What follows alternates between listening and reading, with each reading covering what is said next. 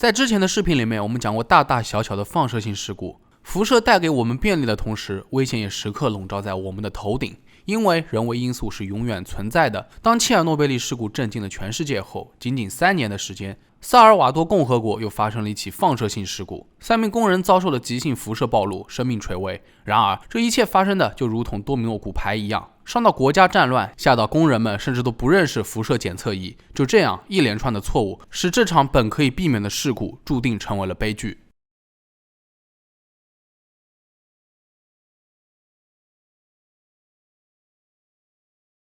圣萨尔瓦多是萨尔瓦多共和国的首都以及第一大城，它位于中美地区，与危地马拉和洪都拉斯作为邻国。此次事故就发生在圣萨尔瓦多的一家名为戴尔梅德的制药公司，它主要生产静脉注射溶液以及血液和尿液的收集袋，所以对卫生的要求极高。他们向加拿大原子能有限公司进口了一台用于消毒的移动框架，里面装有大量的钴60，而钴60这种放射性元素会发出伽马射线，以便用来消毒医疗产品，但对人肯定是有害的，所以公司就把一整个灭菌系统放置于辐射室中，避免与人直接接触。其中需要消毒的产品会被放入一个玻璃纤维盒中，并通过活塞系统的作用使它们轮流暴露于伽马射线。这次的事故就是源于活塞系统的故障。1989年2月5日，轮到25岁的弗朗西斯科上夜班了。作为设施操作员，他晚上6点就到岗位了。然而，因为受到内战影响，圣萨尔瓦多经常停电，弗朗西斯科也已经见怪不怪，抓紧处理了电路故障。到了凌晨2点，他喝完咖啡后回到岗位，就听到了警报的声音，原来是辐射器停止了运作，于是他设法进行维修。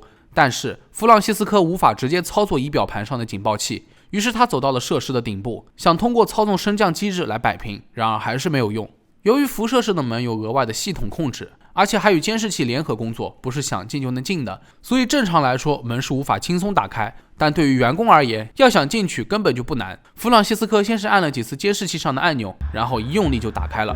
大约在2点30分左右，他顺利进入。按照规定，工作人员必须要等待15分钟，通过过滤器以释放辐射，并中断供电。这里弗朗西斯科都照做了。他等待了30分钟后才进入辐射室。由于关掉了电源，弗朗西斯科只能用手电筒检查内部的容器和活塞系统。他发现其中一个活塞失效，导致容器变形。不过框架整体非常的重，仅凭弗朗西斯科一人是绝对搞不定的。于是他叫了另外2名员工帮助他，下面就简称为 B 和 C。这3人重回到内部后，一同抬起了框架，慢慢的把它放入了水池中。然而就在这个时候，死亡蓝光突然出现了。弗朗西斯科惊慌失措，立刻喊停，然后让 B 和 C 赶紧离开。但此时此刻，这3个人已经完全暴露于辐射当中。在这里简单科普一下，刚才所说的死亡蓝光其实就是切伦克夫效应，指的是在透明介质中穿行的速度超过了介质中光速的带电粒子所发出的一种辐射。一般来说肉眼是看不见的，但当它的强度足够大，就会在屏蔽某些核反应堆的水池当中出现微弱的蓝色可见光。与此同时，在3个人离开的路上， B 和 C 看到了一台检测仪，于是问弗朗西斯科这是什么东西。他回答说这是测量辐射用的，但没必要用它。然而很快他们就知道这东西有没有必要了。在凌晨3点多的时候，弗朗西斯科开始呕血，另外2人也纷纷感到不适，一同去了医院。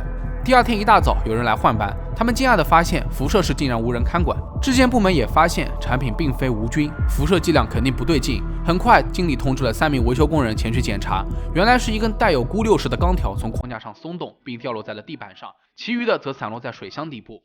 看到空的框架后，经理意识到不对劲，设法找到了辐射探测仪，果然仪器上的辐射水平已经远远高于正常。这下才意识到他们4个人也暴露其中。由于无法继续正常的辐射工作，又有员工暴露于辐射，公司只好打电话给了供应商寻求帮助。随后有2名专家来到公司，他们发现供应商明确要求过要用不锈钢板覆盖辐射器，但是在圣萨尔瓦多的这家公司为了减少成本和辐射时间，忽略了这一步骤。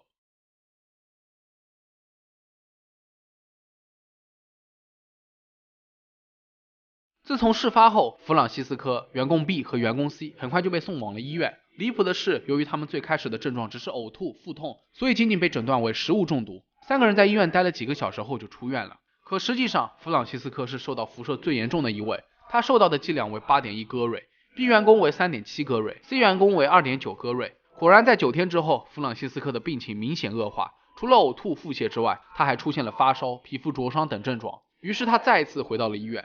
而此时的 B 员工也出现了类似的症状，不过病情较轻，为了保险起见，他也住进了医院。直到事发24天之后，他们3个人才被送往墨西哥接受更好的治疗。在抵达墨西哥后，弗朗西斯科的体重骤减，还患上了胃肠道综合症，手臂和腿部也烧伤严重，开始溃烂，而且全身都有放射性皮炎。物理学家指出，他接受的辐射水平已经严重超标，脚是正常剂量的75000倍，腿是31000倍，上身和头部高出了7500倍。不幸的是，弗朗西斯科的症状恶化的较快，接二连三的出现了更多的辐射并发症。在事发191天后，他感染了肺炎，最后只坚持了1个礼拜就去世了。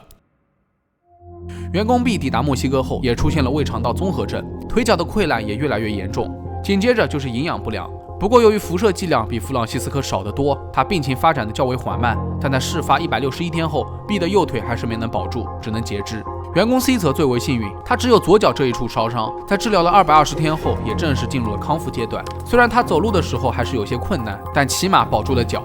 与此同时，同样暴露于辐射的经理和3名维修工人只遭受了少量的放射性辐射，好在并不致命。物理学家分析说，这是一场仅限于辐射式的事故。一开始的3人直接接触了钴6时，不过好在没有进一步造成污染，但对于他们的健康状况来说，无疑是灭顶之灾。另外，关于经理和3名维修工人，只是被一根带有钴6时的钢条辐射，至于其他的都散落在了水箱里面，所以辐射并不严重，无需住院。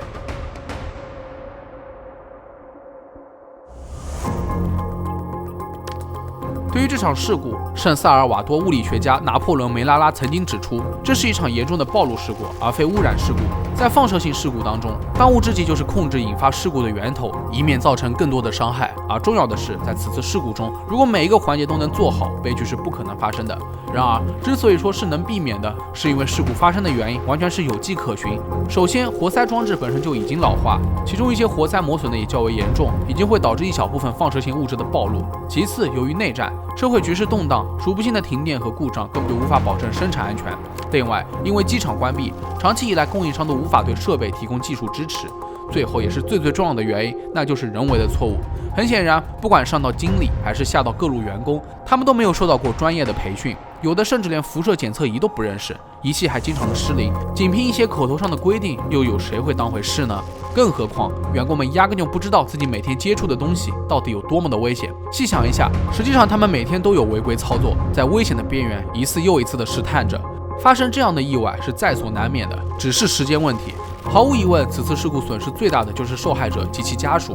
几年之后，又传来了一个噩耗：常年离不开轮椅的 B 员工不幸遭到酒鬼司机，最终死于车祸。也就是说，3个人当中只有 C 幸存了下来。